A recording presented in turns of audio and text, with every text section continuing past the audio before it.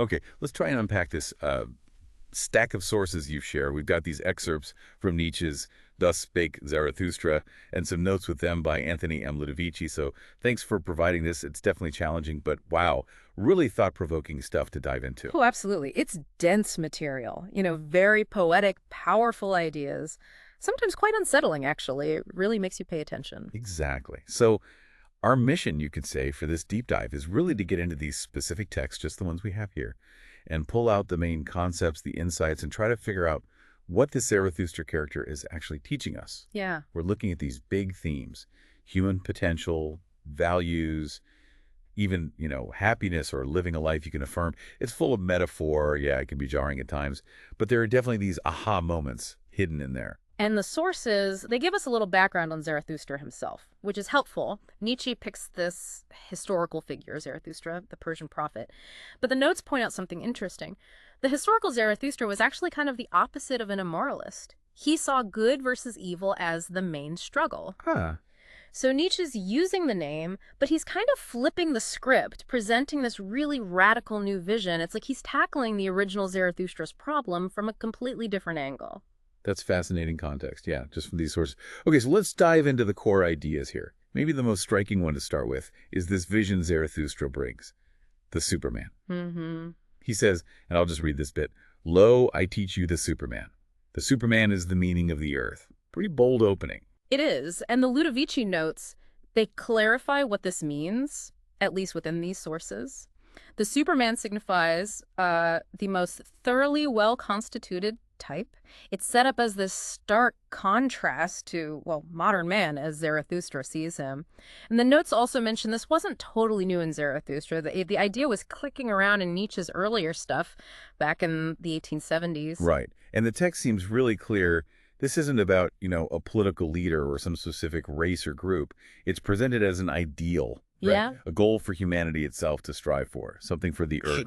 The line that jumps out is, man is something that must be surpassed. Right, that idea of surpassing is absolutely central. And the sources bring in this idea of overcomers or downgoers. Goers. Yeah, Zarathustra says, "I love those that know not how to live except as downgoers, for they are the overgoers." It's like the people willing to live their lives as a transition, as a step towards something higher, they are the ones actually moving things forward. That makes sense, because right after that, the sources link it straight to this metaphor of man as a bridge. Zarathustra just says it flat out. That man is a bridge and not a goal. And that parable, the one about the tightrope walker in the marketplace, it illustrates this perfectly. Man is this tightrope walker, sort of balanced precariously between the animal past and the potential Superman future. Right, yeah. There's huge danger, the constant risk of falling. And then you've got these external things like the buffoon who disrupts him, messing up the whole fragile balance. It really hammers home how difficult and, perilous this journey of surpassing yourself is meant to be, according to these texts. It's definitely not painted as a comfortable stroll. Not at all. It's fundamentally a state of danger. Okay, and maybe the most radical idea tied to actually making this journey, this leap, getting off the bridge, is that statement, God is dead. How does that come up in this text? Well, these sources give a really specific take on why God is supposedly dead. It's not just a statement of atheism.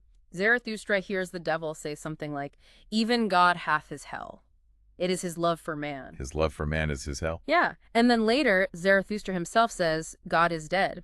Of his pity for man hath God died." And there's also that really stark line from the ugliest man character. He says, "The God who beheld everything, and also man, that God had to die. Man cannot endure it that such a witness should live." Wow. Okay. So according to this text, God died either out of pity for us or because humanity just couldn't stand being watched like that. Yeah. That's a really specific interpretation. It's not just there is no God. Exactly. It totally reframes the whole idea within this specific narrative. Wow. And the sources connect this directly to the potential for the higher man. The death of God, according to the text and the notes here, it removes what Zarathustra saw as the greatest danger to these higher types. It sort of clears the path for them to become masters, to create their own values. Okay, so if the traditional source of value, God, is gone, what's driving things in this worldview? What's the fundamental force? The sources bring up this concept, the will of power. Yeah, this is absolutely central to what Zarathustra is doing here as it's presented in these excerpts. And the sources define it quite specifically. Life itself, the text says, declares, I am that which must ever surpass itself. Okay. And Zarathustra teaches that the fundamental will in life is not, however, will to life, because, well, life already is. Why would it will something it already has? But, so teach I thee will to power. It's presented as this inherent drive within everything living, this constant push to overcome itself, to grow, to increase its power, its potential. Okay. So this will to power, it's not necessarily just about like dominating other people. It's more of an internal engine for growth, self-overcoming, the fuel for that trip across the bridge. Precisely. That's how it's framed here. And this drive, it finds its clearest expression in the act of creation. As Zarathustra puts it, creating, that is the great salvation from suffering and life's alleviation. It's through creating new values, creating oneself, essentially, that you embody this will. And the sources show this applying to everything, right? Even seeking knowledge. There's that line. In discerning do I feel only my will's procreating and evolving delight. Exactly. Even virtues are reframed as similes of elevations, tied back to this fundamental drive. And the notes you shared on the section LVI state it bluntly. The value system that comes from this is all that increases power is good. All that springs from weakness is bad. Which, I mean, that just completely flips conventional morality on its head, doesn't it? Totally. If the will to power is the ultimate driver and measure, then yeah, existing values, especially ones that seem to come from weakness or, hinder that overcoming process, they come under fierce attack. And Zarathustra is really critical of traditional morality and certain kinds of people in these texts. Let's maybe look at some of the specific values he targets. Okay. Well, a major one is pity. Zarathustra gives this really strong warning. Woe unto all loving ones who have not an elevation which is above their pity. He calls it obtrusive, like it gets in your way. Stifling air for all free souls. He even suggests it's the source of a lot of suffering, the follies of the pitiful. Right. And didn't the ugliest man character seek him out specifically because he taught that pity is obtrusive? Exactly. That was the draw. So in these sources, pity isn't a virtue at all. It's actually a hindrance, maybe even harmful. That seems so counterintuitive. Within this framework, yes, it's seen as coming from, or maybe encouraging, weakness. It distracts from what's presented as the harder, more important long-term goal, raising humanity's potential. The notes on section LAI even say that pity was Nietzsche's own greatest danger, this kind of transient sympathy getting in the way of real elevation. Wow. Okay. And he also seems to have this deep disdain for the good and just, who he often links with, like the general population, the rabble. He does. The sources paint them as people who cannot create. They inherently hate the creator, the one who breaks the old rules, the old tables of value. They want to crucify that person. They value these small, safe, tame virtues, what he calls bed-warfing virtue. The language is incredibly harsh. They are always the beginning of the end. And maybe the most shocking line, the harm of the good is the harmfulest harm. The harm of the good is the harmfulest harm. That just stops you in your tracks. Yeah. Why? Why is he so incredibly hard on the good? Well, according to these texts, the good and just represent inertia, resistance to change. They resent anyone who can create or overcome. The sources mention the tarantula's will to equality, but it's framed as being born from impotence, from weakness. It's a desire for vengeance against anyone who has power or stands out. Ah. So these values, whether they come from weakness or just a desire for comfort and safety, they're seen as actively working against the will to power, against the potential for the Superman. They also want to be paid for being good, heaven for earth, as the text puts it. But Zarathustra teaches there's no reward giver. He contrasts this with what he calls bestowing virtue, which doesn't look for profit, it just radiates. Okay, so if traditional values are seen as these major obstacles, how does the spirit actually move towards this creative, overcoming state he's talking about? He describes this journey, right? The three metamorphoses. Yes, the sources lay out these three stages very clearly. First, the spirit becomes a camel. This is the load-bearing spirit. It asks, what is heavy? It kneels down willingly to take on burdens. It represents accepting traditional values, duties, all that weight. It's the spirit that lives by thou shalt. Right, carrying all that tradition, all the expectations. Yeah. Exactly. But then it transforms. It becomes a lion. Now the spirit wants freedom from those burdens. It roars, I will, against that old dragon of thou shalt. The lion doesn't necessarily create new values yet, but it creates the freedom for new creation. It clears the ground. It says this powerful, holy nay, even to duty. So for a rebellion, saying no to the thou shalt. Yes. And then finally, the spirit becomes a child. This is the spirit reborn. It's about innocence for getting past struggles and burdens. A totally new beginning. It's described as a self-propelled wheel. It embodies the pure will to create, just starting fresh. That's such a powerful image sequence, from being burdened to rebelling and clearing space to finally having that innocence and freedom to actually create something new, driven by that pure will. It really is. And the sources suggest that this creative path, this really difficult journey, it often demands solitude. Right. Zarathustra spends a lot of time alone up in his cave. Why is solitude so important in this text? Well, the sources explain it's necessary to get away from the marketplace, away from the rabble. They're described as poisonous flies. Poisonous flies. Yeah, flies that resent greatness. The text says, innumerable are the small and pitiable ones, and of many a proud structure, raindrops and weeds have been the ruin. These flies, they hate you, but not for anything you've done to them necessarily. They hate you for being unworthy of them. Yeah. Your very existence is their bad conscience. And if you try to help them, they repay you with secret maleficence. Wow. So solitude isn't just about quiet time. It's actively escaping these forces that want to pull down anything striving upwards, anything representing new values or overcoming. That's the idea presented here, yeah. It's Yeah. a defense mechanism. But he also talks about longing for friends, doesn't he? What do the texts say about real friendship? He does long for friends, absolutely. But the sources describe a really demanding kind of friendship. It's not just, liking someone. True friendship, as it's laid out here, involves being willing to wage war for your friend, and also, crucially, being capable of being an enemy to them if needed. And then, Yeah, the line is, if one would have a friend, then must one also be willing to wage war for him. It implies a kind of challenging, maybe even confrontational relationship is necessary for true friendship. And the sources, well, they also include a specific note here saying that woman in this context isn't yet capable of this kind of friendship, that she knows only love, which is described as having injustice and blindness. That specific point is right there in the material provided. okay, switching gears a bit, moving from relationships to how we understand the world. What's Zarathustra's take on knowledge, wisdom, people who seek truth? Well, he's pretty skeptical of a lot of the usual suspects. He says the poets lie too much, that they just muddle their water, that it may seem deep. He feels they haven't really known true depth, the real fervor of tones. Okay, so not impressed by just fancy words or pretending to be deep? What about scholars, the wise ones? They often get lumped in with the populace. The ones who believe where the people are, there the truth is. Zarathustra warns, woe, woe to the seeking ones who follow that path. The text also talks about stiff, wise men, who aren't really stiff but are wise, and they hide their depth. Real knowledge, genuine insight. It's presented as incredibly hard-won. There's even a source note that connects science itself to fear. It says something like, for fear, that is man's original and fundamental feeling.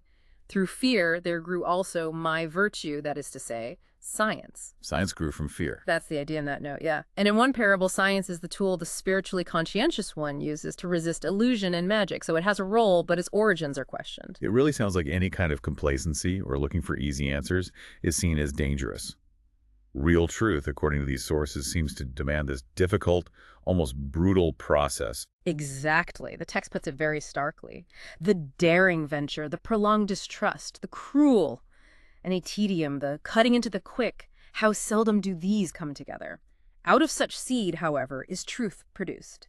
It's all about difficulty, skepticism, struggle, not just passively collecting facts. Okay, given how intense all this is, Yeah. the suffering, the overcoming, the harsh critiques, it's kind of surprising how often Zarathustra talks about laughter and dancing. Why are they so important in his teaching here? They seem absolutely crucial. They're presented as signs of health, signs of overcoming, specifically overcoming the spirit of gravity, the weight of seriousness, burden, morality. Zarathustra directly tells people to learn to laugh at yourselves, as you ought to laugh. He even kind of wistfully says, God should have found reasons to laugh. Right. And the death of God itself is linked to the possibility of dancing in joy. There's that moment when Zarathustra is dizzy with happiness, and the text says, thou wilt have to dance lest thou tumble down. Dancing is even how he moves sometimes. goeth he not along like a dancer. And the sources even have that really striking image of children's laughter flowing out of coffins, linking joy, overcoming, and even mortality. It brings this, Yeah. almost ecstatic Dionysian energy to what could otherwise feel like a relentlessly grim philosophy. Yeah. That line you mentioned from the Drunken Song comes back to me. Joy deeper still than grief can be. Exactly. It's like the reward, the affirmation that comes after facing all the difficulty. You go through the suffering, the critiques, the solitude, and the intended result isn't despair. It's this state of joyful affirmation, which is embodied in laughter and dance. Which I guess leads us to maybe the most famous and arguably the most difficult concept of all, the eternal recurrence. How do these sources present that idea? Well, the Ludovici note points out that the idea apparently came to Nietzsche in August 1881, and Zarathustra decides he needs to teach it, but in this very poetic, dithyrambic, and psalmodic form. The section called The Vision and Enigma really lays out the core concept.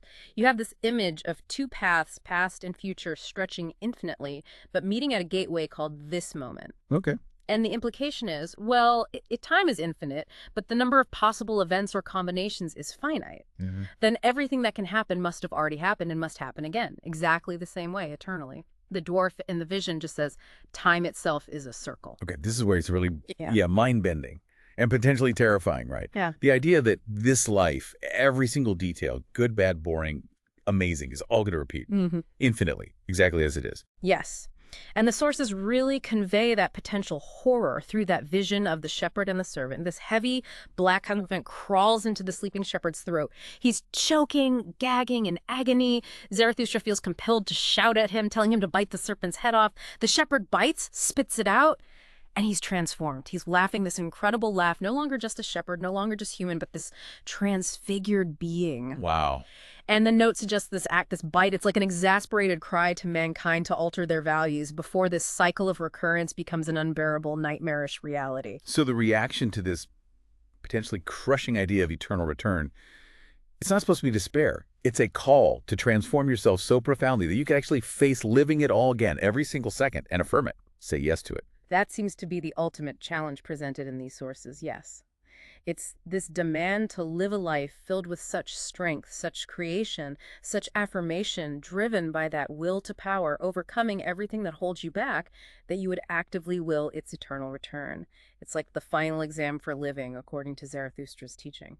And this whole path, this transformation towards being able to affirm eternity, it seems completely tied up with suffering, doesn't it? The sources say for the Creator to appear, suffering itself is needed. Absolutely. Suffering can be a prison. The text says, all feeling suffereth in me and is in prison. But the way out, the path to freedom, is through willing, valuing, creating, as the sources put it. Will emancipates. It's often through hitting those limits, experiencing that suffering, that the will to power really asserts itself and drives the creative act, the act of overcoming. And how does that connect back to that other idea, that enjoying ourselves too little is the real original sin? I remember that line. Since humanity came into being, man hath enjoyed himself too little. That alone, my brethren, is our original sin. Well, the sources suggest that truly learning to enjoy yourself properly enables you to unlearn best to give pain unto others and to contrive pain. It's an interesting twist. It challenges that traditional link where suffering or pity is seen as the path to virtue. Maybe in this system, self-mastery and the joyful affirmation of your own life, a life rooted in the will to power and creation, maybe that's the higher virtue, and maybe that state naturally makes you less inclined to inflict suffering, unlike pity, which might prolong it or come from weakness itself. Right. You get this contrast between the hard creators, who might seem cruel because they're forging new values, and the pitiful ones who are stuck in that older mode. Okay, so if we try and bring all these incredibly radical ideas together, the Superman as this distant goal, man as the shaky bridge, the death of God opening up space, the will to power as the engine, then the intense critique of pity and traditional goodness, the whole journey of the camel, lion, child, the need for solitude away from the flies, the difficulty of real truth, the importance of laughter and dance, and then this ultimate test of eternal recurrence. What does all this mean for the higher man these texts talk about, and for the future they seem to be pointing towards? While the higher men are often portrayed as struggling, even as failures sometimes. Ye higher men here, have ye not all been failures? Zarathustra asks them. They're exposed, as one note puts it, to the dreadful danger of their modern environment. So they're not presented as perfect successes. Not at all. But Zarathustra isn't trying to make it easy for them. He's challenging them. Either overcome your failures, learn to laugh at yourselves, become more triumphant ones, merrier ones, or, well, succumb. Fail completely. It feels like they're the crucible, the place where this difficult future is being hammered out. There's that line, man's furthest, profoundest, star-highest issues, his prodigious powers, do not all these foam through one another in your vessel? Exactly. The potential for the Superman, that whole future striving, Yeah. it's struggling within these specific individuals. And the sources call for a new nobility, not based on birth, but on those strong enough to be the adversary of all populous and potentate rule, people capable of writing new values onto new tables, values born from this will to power. So, stepping back from the details for a second, what does this deep dive into these specific sources really give us? It's such a radical and often uncomfortable rethinking of basic human ideas. Yeah. It's not just abstract philosophy. It feels like a call to live differently, Yeah. to focus on creating, overcoming limits, embracing strength, finding joy in the struggle itself, and walking that really dangerous bridge towards some higher human potential. It really demands that you question almost everything you thought you knew about what's good or virtuous. And it asks you to consider a totally different foundation for value one, based on growth, power, and this intense affirmation of life, even with all its difficulties. We've really journeyed through these specific excerpts you shared today. We explored that vision of the Superman, man as the bridge, the really unique take here on the death of God, the will to power, as this driving force, that harsh critique of pity and conventional goodness, the transforming spirit of the camel, lion, and child, the need for solitude, the demanding nature of truth, the surprising importance of laughter, and that huge, challenging idea of eternal recurrence. It's definitely a challenging read, these texts, but rewarding too. They offer this incredibly powerful alternative vision, even if it means letting go of a lot of familiar comforts and ideas. And we definitely encourage you, if this sparked your interest, to go back to the sources themselves. There's so much more depth, so much nuance, and just the poetic force of the language. We can only scratch the surface here. Absolutely. Reading it directly is key. So as we wrap up this deep dive, maybe let's leave you with one final provocative thought, drawing on these sources we've discussed. If the path to real truth, as described here, requires daring venture, the prolonged distrust, the cruel nay, if it demands we break up the old tables, and if, as one source suggests, bad conscience hath hitherto grown all knowledge, meaning confronting our deepest discomforts is maybe necessary for insight. What does that perspective demand of our own search for knowledge or understanding? What ideas, what values are we maybe unwilling to subject to that kind of prolonged distrust? And building on that, if the good and just are depicted in these texts as often resisting change, as hindering the creator, how might our own attachment to comfort, to safety, or just to conventional goodness potentially prevent us from taking that harder path? The path of self-overcoming and maybe difficult truth, as Zarathustra describes it in these powerful excerpts.